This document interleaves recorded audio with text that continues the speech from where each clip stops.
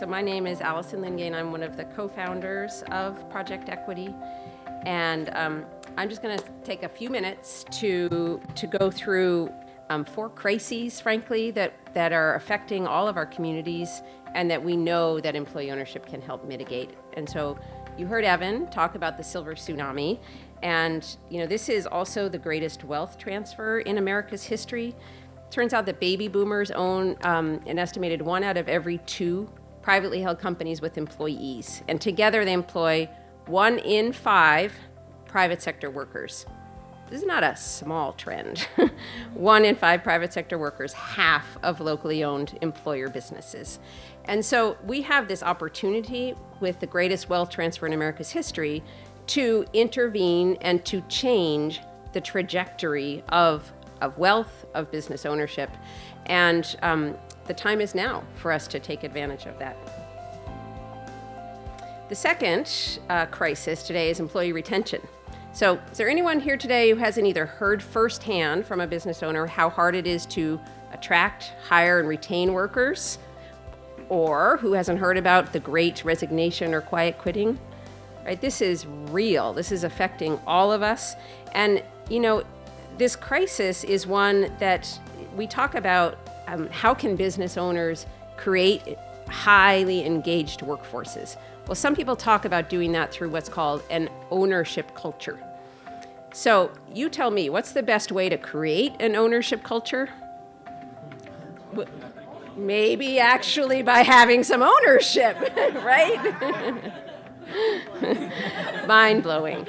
And so we saw during the worst of COVID, during the shutdowns, story after story after story from our own clients, and the data that looked at this after the fact really backs this up, that employee-owned companies had significantly higher employee engagement. They fared way better than their peers did, and that is because of that true ownership and that ownership culture. Which brings me to the next crisis, which is the impacts of COVID, which, 3 years in, we know that businesses are still hurting and still feeling the impacts of COVID. December of last year, the U.S. Chamber of Commerce Small Business Index, they did a survey, and they had 27% of business owners, only 27%, said that they feel like the U.S. economy is on solid footing. And so back to what we saw during COVID, we had so many of our clients that they were shut down. The rules were changing every day about what they could and could not do. And they came together, they pivoted on a dime.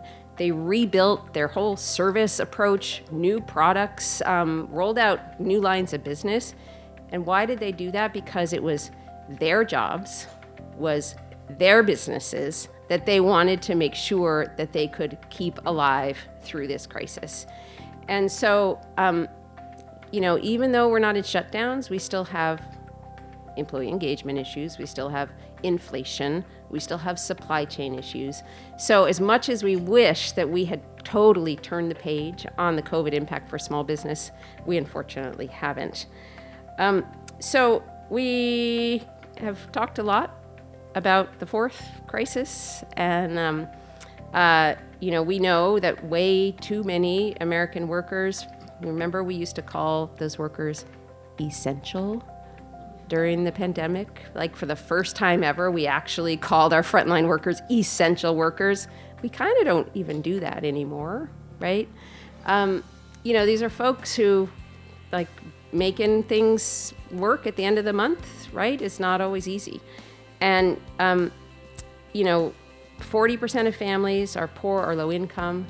And, the stats, we all have heard them, especially through the lens of race. So we've got the income gap, and then we've got the wealth gap. Greater than half of all Americans don't have enough savings to cover a $400 emergency expense. So we talk about wealth, right? But we're talking just about having a little bit of extra money to make it through, right?